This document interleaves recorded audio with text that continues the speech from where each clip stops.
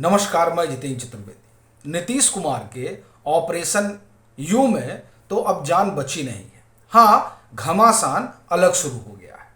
अब आपके मन में ये सवाल उठेगा कि ऑपरेशन यू क्या है और ये घमासान वाला क्या मसला है। तो इस पर आने से पहले आपको हम थोड़ा पीछे लेकर चलते हैं और थोड़ा ना कहीं एक दशक पीछे लेकर चलते हैं। बात 2010 की है। ये वो दौर था जब बिहार में एनडीए की सरकार आती है और 243 में से तकरीबन 203 सीटें जो है वो एनडीए जीतती है।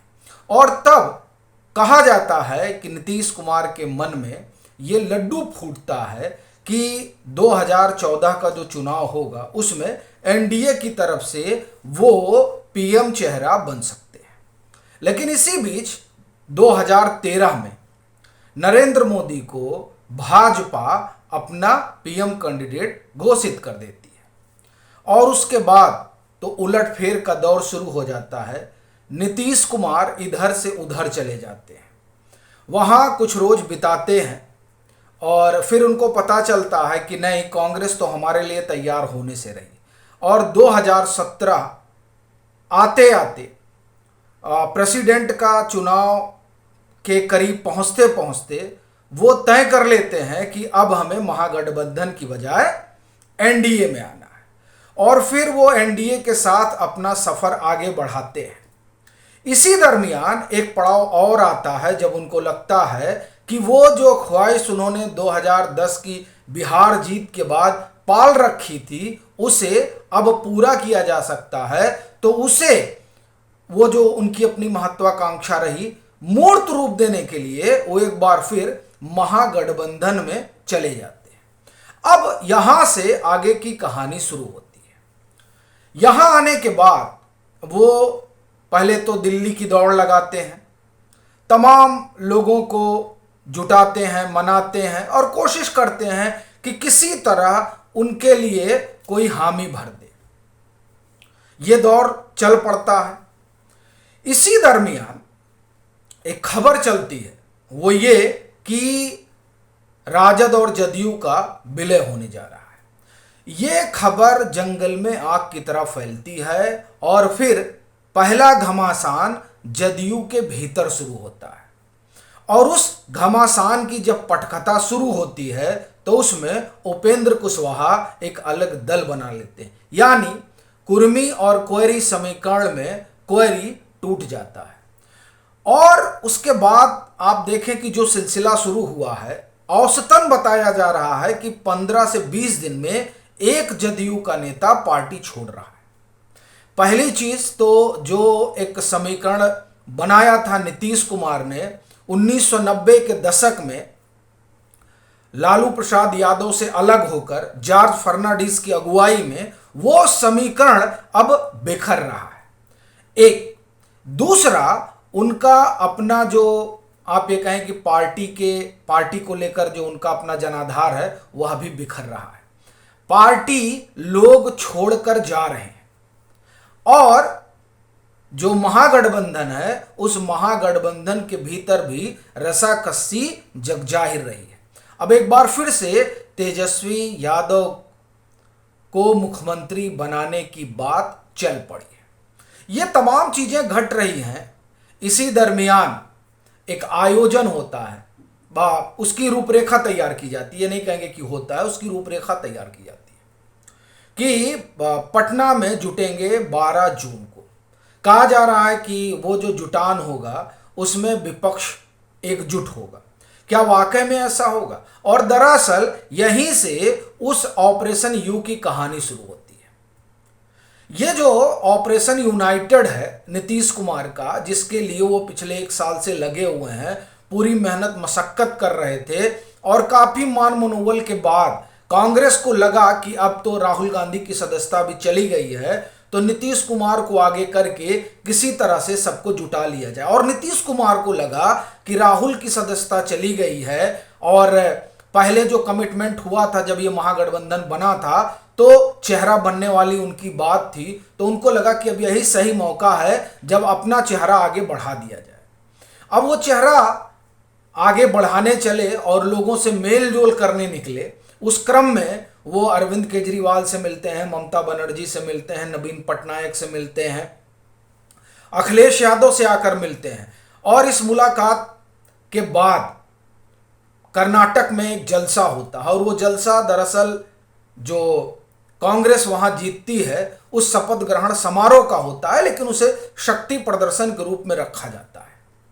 और वहीं से दरअसल लिटमस टेस्ट शुरू होता है नीतीश कुमार के ऑपरेशन यूनाइटेड अपोजिशन का। और उसी लिटमस टेस्ट के पहले ही चरण में नीतीश कुमार ऐसा मालूम पड़ता है कि औंधे मुंह गिर पड़ते हैं, क्योंकि कांग्रेस नीतीश कुमार जिन लोगों से मिलते हैं उनमें सबको निमंत्रण तो भेजती है, लेकिन अरविंद केजरीवाल को नहीं बुलाती है।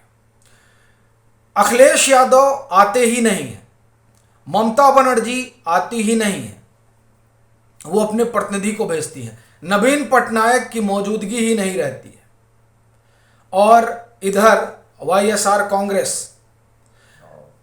केसीआर, इन सब को एक मंच पर लाने के लिए नीतीश कुमार काम कर रहे हैं और कांग्रेस उन्हें अपने साथ खड़ा करने के लिए तैयार नहीं है।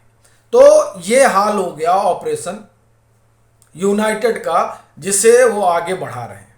और उस पर प्रशांत किशोर जो कह रहे हैं कि देखिए अभी ये जो हरबंस जी हैं, हरबंस जी इनके ट्रम्प कार्ड है। अब ये आप कहेंगे कि अचानक ये बात कहाँ से आ गई? वो इसलिए आ गई क्योंकि ये जो ऑपरेशन यूनाइटेड चल रहा है इसमें बड़ी रसाकसी दिख रही है। अरविंद केजरीवाल ने अलग खेमा बना लिया है, वो कांग्रेस के साथ खड़े होंगे। अब ये तो कहना बड़ा मुश्किल हो गया है क्योंकि कांग्रेस ने अध्यादेश में हाथ झटक दिया।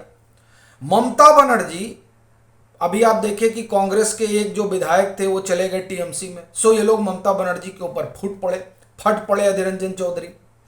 और नवीन पटनायक वो किसी गठबंधन का हिस्सा बनना नहीं चाहते हैं। वाईएसआर कांग्रेस ने ये बता दिया, एच डी देवेगौड़ा ने ये बता दिया कि उनका अपना रुख क्या है उस नई संसद भवन के उद्घाटन में जाकर, जिसका कांग्रेस की अगुवाई में 21 दल विरोध कर रहे थे, बहिष्कार कर रहे थे। तो अब ये तमाम चीजें चल रही हैं और इस बीच कांग्रेस जो खुद को फ्लेक्सिबल मान रही है वो दरअसल अब रिजिड हो गई है, ऐसा लग रहा है। और वो जो उसकी रिजिडिटी है, कुछ लोग कह रहे हैं कि नहीं, वो अपना अस्तित्व बचाए रखने के लिए, और अब चूंकि उसे लग रहा है कि जनता का समर्थन उसको मिल रहा है, तो वो क्यों ही आम आदमी पार्टी या और दूसरे दलों के फेरे में अपने उस जनाधार को तितर बितर करे। तो इसलिए भी वो ये मानकर चल रही है और कहा जा रहा है ऐसा कि उसने भी तकरीबन तय किया हुआ कि चेहरा कौन होगा। तो ऐसी स्थिति में जब 12 जून को बैठक होगी जो पटना में होनी है, जिसमें 18 दल आ रहे हैं, उसमें चर्चा है कि इन्हें संयोजक बनाया जाएगा, नीतीश जी को।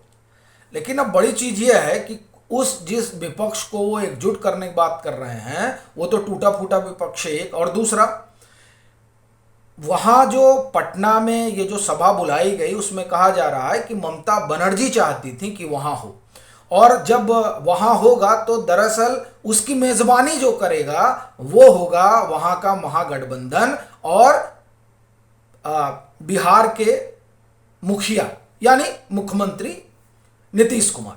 तो उनकी सरपरस्ती में ये चीजें होंगी, तो इससे कांग्रेस उसमें जो है नहीं जुट पाएगी। मतलब वो कांग्रेस उसको नहीं ले उड़ेगी कि हमारा ये गठबंधन था, ये हमारी अगुवाई में हुआ। तो दरअसल ये जो चेहरा वाला मामला है इसे भी लेकर घमासान है, और गठबंधन जो बनाने की कोशिश नीतीश कुमार कर रहे हैं उसमें परस्पर भी बड़ा विरोधाभास है, और खुद उनकी पार्टी के भीतर भी घमासान है। तो ये तमाम चीजें जो हैं वो बता रही हैं कि जो ऑपरेशन है इनका यूनाइटेड, वो किस तरह से अब ये दिखाई दे रहा है कि मैच्योर होने के रास्ते पर तो नहीं है।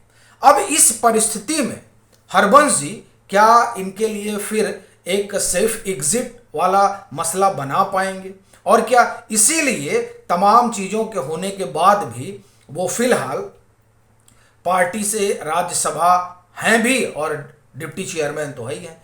ये जो सवाल है ये दरअसल बार बार खड़ा होता है, और अभी फिर इसे लेकर खूब चर्चा हो रही है, खास तौर से तब से जब से नई संसद का जो उद्घाटन था उसका बहिष्कार जदयू ने भी किया था। वो कांग्रेस की अगुवाई वाले उस धड़े में शामिल रही, लेकिन हरवंश जी बाकायदे राष्ट्रपति और उपराष्ट्रपति का वहां संदेश पढ़ते हैं। ये अपने आप में बड़ी चीज है, और ये दरअसल यही है जो उस पूरी जो गुत्थी है जिसे नीतीश कुमार सुलझाने की कोशिश कर रहे हैं, मालूम पड़ता है कि वो उलझती जा रही है और उनका ऑपरेशन मालूम पड़ रहा है कि औंधे मुंह गिरने जा रहा है। आपकी अपनी क्या राय है ज़रूर साझा करें। मतांतर से नहीं जुड़े हैं तो जुड़ें, वीडियो को लाइक करें और खूब शेयर करें।